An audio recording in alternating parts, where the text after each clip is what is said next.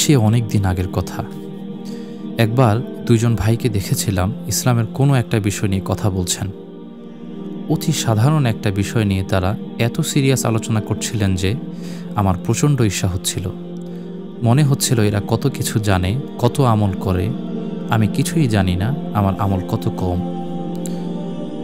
বেশ কয়েক বছর পর সেই দিনের এক ভাইকে ফেসবুকে দেখলাম। বুদ্ধিজীবী মার্কা কথা বলেন ইদানিং। প্রোফাইলে বইয়ের ছবি দিয়েছেন। চোখ নামিয়ে রাখতে হয় এমন। পর্দা কিংবা প্র্যাকটিসিং তো দূরের কথা, দেখে বোঝার উপায় নেই মুসলিম না অমুসলিম। আল্লাহর রাসূল সাল্লাল্লাহু আলাইহি ওয়াসাল্লাম যে দোয়াটা বেশি বেশি করতেন, ইয়া মুকাল্লিবাল কুলুব সাব্বিত কলবি আলা দীনিক, হে অন্তরসমূহের পরিবর্তনকারী, আমার অন্তরকে তোমার দ্বীনের উপর অটল রাখো।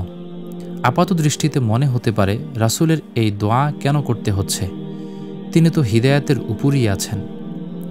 আমাদের হায়াতের পুরো সময়টা আসলে ফিতনার, একটার পর একটা ফিতনা আসতেই থাকবে। এখানে হিদায়াতের উপর টিকে থাকতে পারাটাই আসল। আর জীবিত মানুষের হিদায়াতের কোনো গ্যারান্টি নেই। যে কোনো সময় মানুষের চিন্তা ভাবনা, আদর্শ পরিবর্তন হতে পারে। আল্লাহ যে কোনো সময় কারো হিদায়াত ছিনিয়ে নিতে পারেন। আল্লাহ আমাদেরকে এত বড় শাস্তি থেকে হেফাজত করুন, আমিন। এ বিষয়ে তারিক মেহান্নার কিছু চমৎকার কথা আছে। কথাগুলো আমাদের মনে শক্ত করে গেঁথে রাখা উচিত। তারিক মেহান্না বলেন, আমরা অনেক সময় কোনো ব্যক্তির বিপ্লবী কথাবার্তা শুনে তাকে ভালো দিনী ভাই ভাবা শুরু করি। তখন এমনটা হতে পারে যে আমরা তার বিদ্রোহী চেতনাকে দ্বীনের প্রতি আন্তরিক উৎসাহ ও নিষ্ঠা বলে ভুল করছি। প্রকৃতপক্ষে এমনটা হতে পারে যে ওই ব্যক্তির জন্য ইসলাম হলো শুধুমাত্র এই মাসের স্পেশাল অফার। এরকম হওয়ার সবচেয়ে বড় লক্ষণ হলো তার কথাবার্তা ও দ্বীনী পড়াশোনার মাঝে অন্তর্কোমলকারী বিষয়সমূহের নগণ্য উপস্থিতি।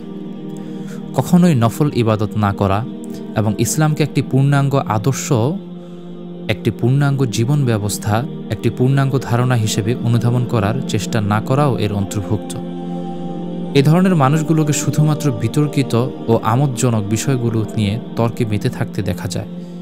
কারণ শুধুমাত্র স্রোতের বিপরীতে দাঁড়িয়ে নিজেকে বাকি সবার চাইতে আলাদা প্রমাণ করার আকাঙ্ক্ষা থেকেই এই মানুষগুলো ইসলামে প্রবেশ করে।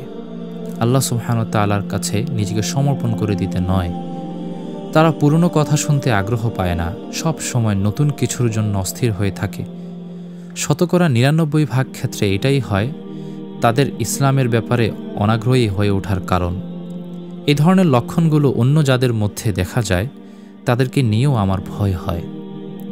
খুব বেশি দেরি হয়ে যাবার আগেই নিজেকে রক্ষা করুন। দ্বীনের মাঝে বিতর্ক আর বিনোদন খোঁজা বন্ধ করুন। আল্লাহ সুবহানাহু ওয়া তাআলা সম্পর্কে জানতে, তার সম্পর্কে সচেতন হতে চেষ্টা করুন আল্লাহ সুবহানাহু ওয়া তাআলার সাথে নিজের সম্পর্ক গড়ে তুলতে।